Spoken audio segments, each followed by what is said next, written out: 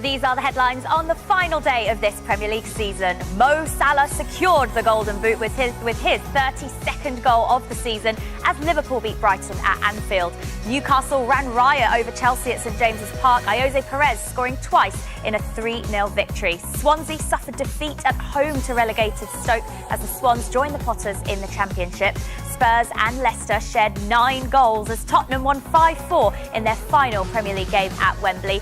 And Arsene Wenger's last game in charge of Arsenal ended in victory. Pierre-Emerick Aubameyang with the winner away at Huddersfield. So the final Premier League table looks like this. A 5th league title for Manchester City, their 3rd in the last 7 years. And they did it with a century of goals and a century of points. Records galore for Pep Guardiola's team. Manchester United, Tottenham and Liverpool will join them in the Champions League next season. Chelsea and Arsenal in the Europa League group stages. Burnley will enter in the 2nd qualifying round in late July. Everton finished a place lower than last season in 8th. Leicester finished in the top half for only the 2nd time in the last 18 years. And Rafa Benitez Newcastle enjoyed their best finish for 4 years.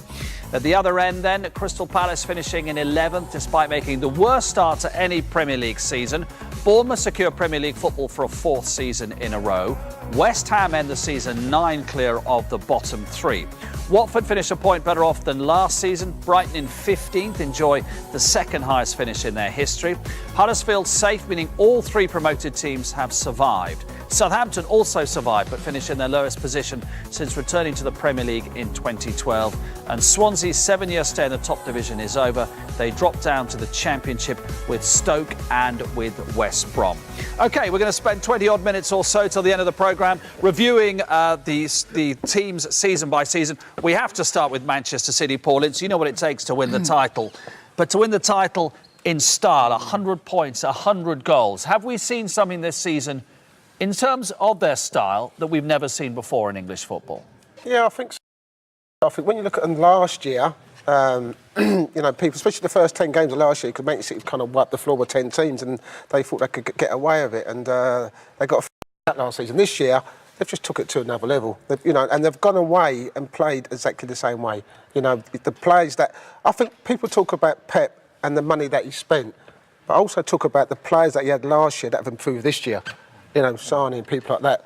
You know, Otamendi at the back. You know, they've improved that. Sterling, particularly with an England hat on. Yeah, you know, he's actually improved them as players and made them a better team on the basis of it. And you know, we can all say they've been a joy to watch this year.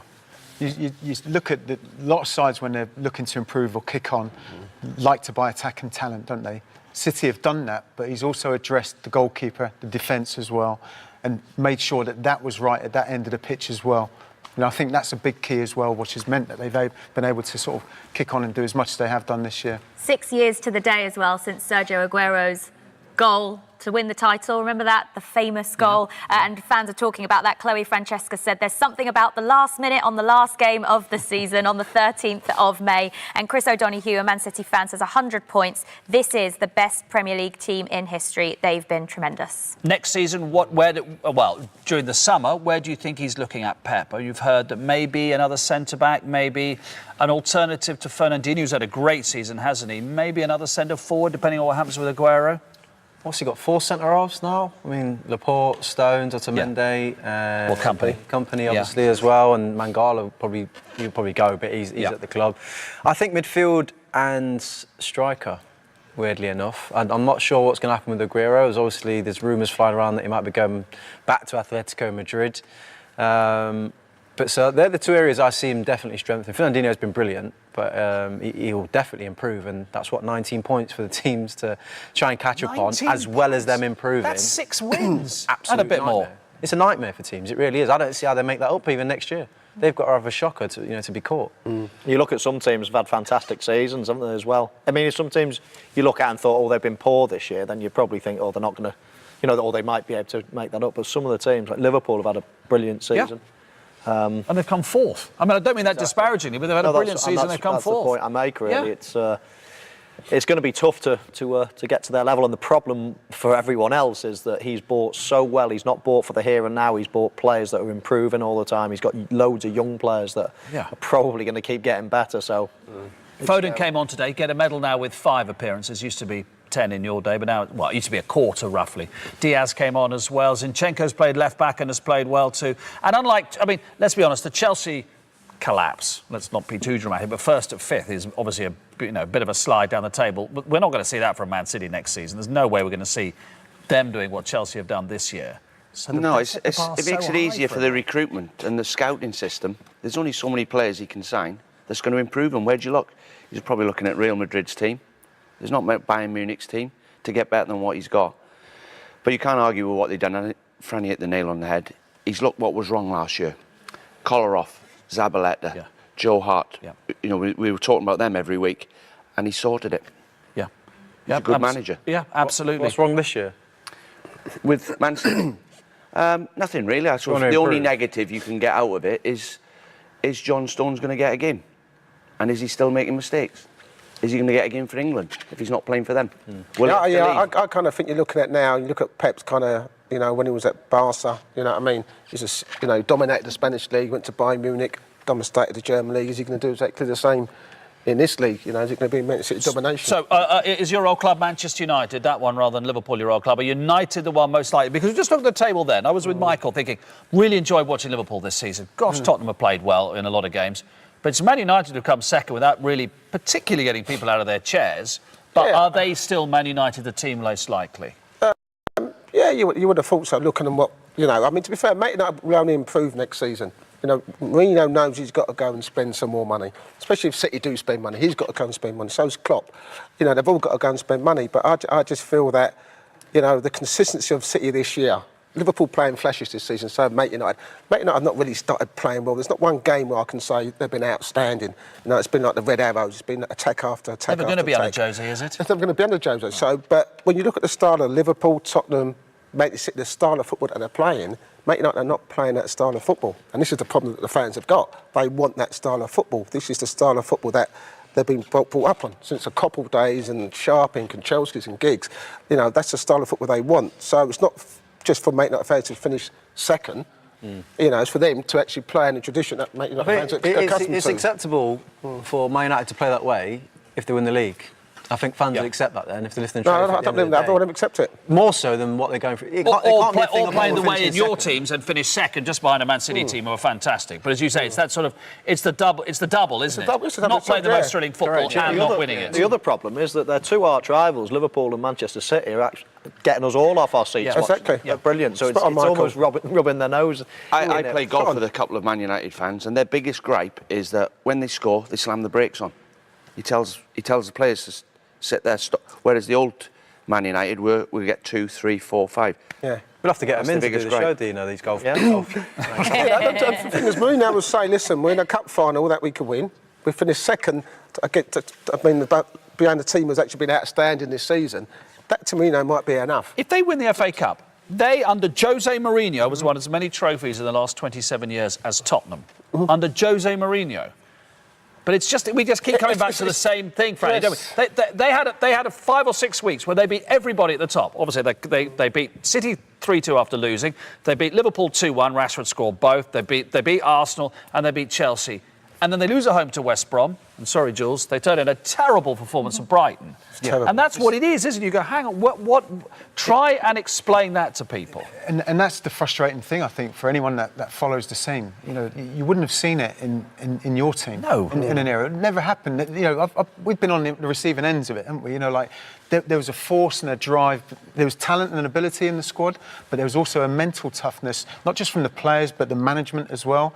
And we spoke about so much as well, about players and like Mourinho with Rashford, and there's almost not like that real togetherness within the club, let alone sort of like what they're doing in the games. But they wouldn't have seen it years ago. Because you've mentioned at the start of the show as well, or this little chat anyway, about the players that Manchester City are improving. Pep's improving. With Sterling and Sane and so on. Who's Mourinho improving at United? Yeah, so I throw you can throw Martial, Rashford, Lingard, and just anyone. What's he going to do? Anyone? Pogba? What's he No, gonna do? I can't make my mind up about Pogba. No. I don't know. You great midfield players. I don't know what you think. He gets the simple things wrong too often. Does brilliant things, looks like a world beater, And I think that's why the manager's falling out with him. I don't know, what do you think of him? Listen, I think it's easy to have a go at Paul Pogba.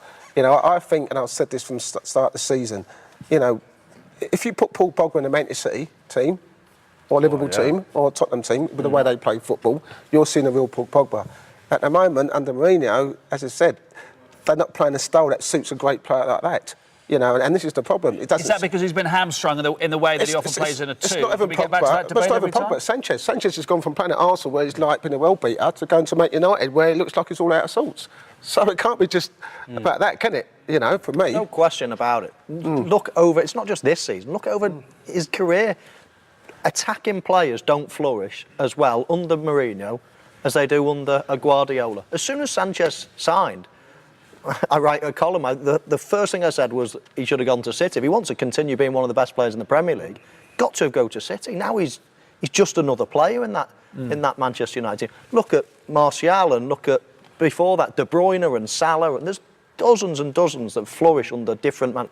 Don't get me wrong. If you're a defender, you can be an average defender. He'll make you look a world beater. But for an attacking player, Do you think Gareth Bale will be thinking that if he has to make a decision, shall I go and play for Mourinho or not? Or will he ruin me? I think if he's got the option, he'd be thinking about it. Well, Liverpool are actually second favourites for next season. We've loved the way that Liverpool have played, but are they A, consistent enough, Michael, and B, almost more to the point, do they have a deep enough squad to run City close? Well, I think Van Dijk is awesome. I think it's a brilliant signing. The goalkeeper's got better and better. Now they've sorted the left-back out. Keita's coming in. He's not a sitting midfielder, though. He's more of an attacking midfielder. I still think they probably need a sitting midfielder. But I do think they're really, really close and getting better and better. The only thing that would concern me is that they beat every good team that come to Anfield. They're not scared of anyone, and they perform really well. It's the poorer teams that come and sit back. They've lost Coutinho, so they haven't got the guile now. They just rely on nicking the ball and speed in the final third. And when they're playing against a packed defence, to have that player that can sort of open it up, they don't necessarily have so much of it. And that's where they've lost their points. Against the top teams, they're the top of the league in terms of who they're playing, probably up there with Man City. So that's not a problem. It's against the lesser teams that they have to find a way. This is a Liverpool fan, Michael, Sean, who said, "I've loved this season. We found new heroes at Liverpool. Anfield is a fortress again, a worldie of a manager, and it's still not over yet. Champions League final just around the corner." Picking up on Anfield being a fortress again, Liverpool the only team to go unbeaten at home for the entire season. And that's exactly what the fans want to see at Liverpool, isn't it? Definitely. And it goes back to the point we're making before. You know, whether it's success or the style of play, different fans will have different opinions. But if Liverpool don't win the Champions League this year, every single that place at the moment is bouncing. You can't get a ticket for love nor money. Liverpool fans are loving their football like never before. And actually, you're right. A great mate of mine said to me, he's a season ticket holder, he said, of course I want to win the Champions League, but if we don't, I'm loving it. I've got loads of mates there that are season ticket holders, and they love it. Exactly that. They want to win the Champions League, but it's just a privilege to go there every week watching these players. No, listen, when the front three have got 80-odd goals between them, and it's like Salah, when he gets in, you're thinking goal.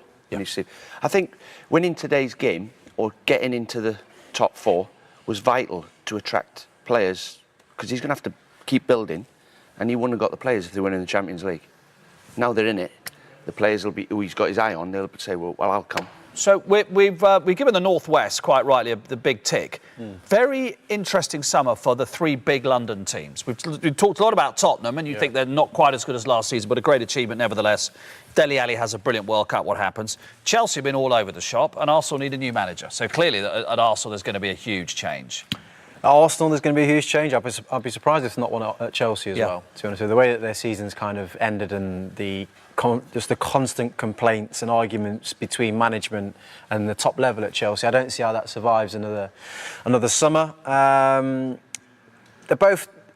I think the job's a big job. It's not. I don't think it's one of those one season kind of turnaround. New manager comes in, new players, and they'll be fine. I think both clubs, especially Arsenal. I think Arsenal are a few years away from getting back in that top four personally, and I think a few years being quite kind. They could find themselves going through a process of having to go through maybe two managers before they find the one they want. And how much money are they prepared to invest in that? They're not Manchester United, who went through that process with managers ended up with Mourinho, but during that whole period, it was like Di Maria, Memphis Depay. It was money being thrown at the project to get them back to the position that they're at. Arsenal won't do that, so they could be a couple of years away. The Chelsea situation, I think they'll be back a lot sooner. I think they tend to go through this pattern, Chelsea. Chelsea are used to change, aren't they? Correct, They yeah. change their manager all the time. It's a big question mark for Arsenal, though, because I know everyone says the manager, change the manager, but I tell you what, they've got some rubbish as well in their squad. They need to change an awful lot of players. But do they not, you said it before, they need to change the mentality as much as the players are, so don't they? I mean, even you saw it today, Paul, in Fran, they need to change the way they think about the game. It's been years now, Mark. I mean, you haven't got those characters out on the pitch. And I think, that, again, comes back to Arsene. He's had that say on the squad and the lineups, the signings, and I'm gobsmacked almost that because he's worked with those kind of players in the past, that he hasn't recognised that's been a weakness within the current side for a number of seasons now, and it's something that they do need to get back. I think that you mentioned there 3 teams in the capital. I think they're struggling to stay on the coattails of the Manchester and Liverpool. I mean, Chelsea do this. They won the title, then they had that appalling season. Mourinho gets the sack. Conte comes in, they win the title. Now they have, it's nothing like as bad as the Mourinho season because they finished in a Europa League place. But still, I mean, talk about up and down and up and down. Yeah, I mean, they should be used to it by now, shouldn't they, really? Because that's what they do year in and year out. That's what they do. Yeah. Listen, it's very hard to retain the Premier League. We all know that. We've all played in it. It's a tough, tough league. I just think if Chelsea lose Hazard, I think that's a big problem for Chelsea. Yes. I really, really do. Yeah, because he is the stardust, isn't he? With Fabregas getting towards the end with the ability to pick a pass, Hazard is the engine. He's the man. What did the fans say? We saw some of them asleep up in the gods at St James's Park. There is a lot of noise on Twitter about Antonio Conte calling for his head before the FA Cup. Nick Jones says, no fight, no hunger, no desire, and Conte is the cause of it. Richard Whelan says, close the door on the way out, please, Mr. Conte. Alex suggests... That's after the cup final, yes. Alex suggests, I've got a good idea. Sack Conte before the FA Cup. Let Jody Morris lead the team out. He's the under-18s coach. And Daniel Jenks says, is it possible for Conte to be out of work before the FA Cup final? Jermaine, is it possible? That's not going to happen, surely. No. That's ridiculous. Ridiculous. Yeah, but, I mean... But you know what amazes me about this is you won the FA Cup finals. I know it's one of your best days in football, and you won it in that game against Arsenal at Cardiff. It was so important then. Even in the last couple of years, Arsenal won the FA Cup final. Yeah, but, Wenger really ought to leave now. This would be a good time to leave. Now these fans are saying... it doesn't matter really whether Chelsea win the cup or not, does it, in terms of how the lot of Chelsea fans feel, and maybe Abramovich, about Antonio Conte? That's my worry, in terms of what the FA Cup means a little bit. Yeah, I think so. There's no denying that the Champions League and the Premier League have taken extra significance over the years. Long gone are the days when, the FA Cup was the day of the year. Me growing up watching... a lot of these lads around me, but it was the day. You had all your family round, and it was amazing.